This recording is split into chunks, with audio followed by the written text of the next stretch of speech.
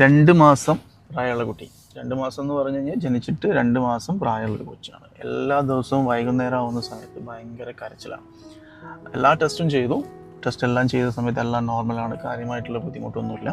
പക്ഷേ ഈ കരച്ചിൽ നിർത്തുന്നില്ല. മരുന്നൊക്കെ കൊടുത്തിട്ടുണ്ട്, പുറത്തുനിന്ന് കാണിച്ചിട്ടുണ്ടായിരുന്നു, ഡോക്ടേഴ്സ്ക്ക് മരുന്നൊക്കെ കൊടുത്തിട്ടുണ്ട്. പക്ഷേ എല്ലാ ദിവസവും വൈകിട്ട് ആവുന്ന സമയത്ത് ഭയങ്കരമായിട്ടുള്ള കരച്ചിലാണ്. അങ്ങനെ ഗ്രാൻഡ് മദർ വന്നു, കംപ്ലൈൻറ്റ് പറഞ്ഞു.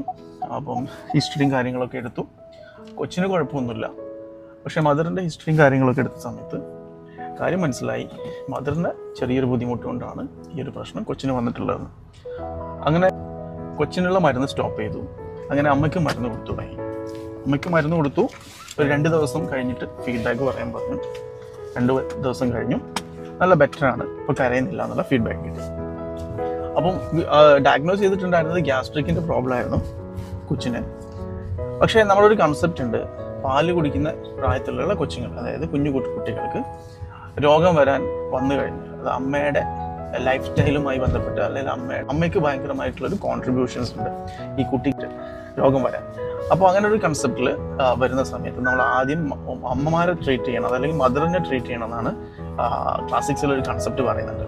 ആ സെയിം കൺസെപ്റ്റാണ് അവിടെ അപ്ലൈ ചെയ്തിട്ടുള്ളത്. അതായത് കൊച്ചിന് മരുന്നൊന്നും കൊടുത്തില്ല, മദറിന് മരുന്ന് കൊടുത്തു.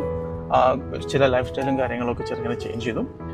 ഫസ്റ്റ് ഡേ തന്നെ ബെറ്റർ ആയിട്ട് ഫീൽ ചെയ്തു. ഒരു 3 days 4 days കഴിഞ്ഞപ്പം കൊച്ച് കരച്ചിൽ കംപ്ലീറ്റ് ആയിട്ട് സ്റ്റോപ്പ് ചെയ്തു. ഈ ഒരു ഹിസ്റ്ററി പറയാനുള്ള കാരണം എന്താണെന്ന് വെച്ച് കഴിഞ്ഞാൽ, ഈ കുട്ടികൾ, അതായത് പാല് കുടിക്കുന്ന കുട്ടികൾ, അല്ലെങ്കിൽ പാലും ഭക്ഷണവും കഴിക്കുന്ന പിള്ളേരൊക്കെ ഉണ്ടാവില്ലേ, ഇവർക്ക് അമ്മയുടെ ലൈഫ് സ്റ്റൈല് അല്ലെങ്കിൽ അമ്മയുടെ ഭക്ഷണം ഒക്കെ, അവരുടെ ഡയറ്റും അവരുടെ റെജിമെനൊക്കെ ഭയങ്കരമായിട്ട് എഫക്റ്റ് ചെയ്യാറുണ്ട് പല രോഗങ്ങളിലും.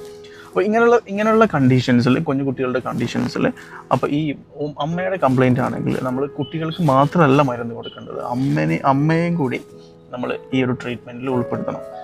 അതാണ് പ്രത്യേകം ക്ലാസിക്കിൽ പറയുന്നത്. എന്താണെന്ന് വെച്ച് കഴിഞ്ഞാൽ, പാല് കുടിക്കുന്ന കൊച്ചുങ്ങളാണെങ്കിൽ അമ്മയ്ക്കാണ് മരുന്ന് കൊടുക്കേണ്ടതെന്നും, ഇനി കൊച്ചുങ്ങൾ പാലും ഭക്ഷണവും കഴിച്ച് തുടങ്ങിയിട്ടുള്ള പ്രായത്തിൽ 2 പേർക്കും മരുന്ന് കൊടുക്കാനും, പാല് കൂടി നിർത്തി ഫുഡ് കഴിച്ച് തുടങ്ങിക്കഴിഞ്ഞാൽ കൊച്ചിന് മാത്രം മരുന്ന് കൊടുത്താൽ മതി എന്നുള്ളൊരു കൺസെപ്റ്റ് ഉണ്ട്.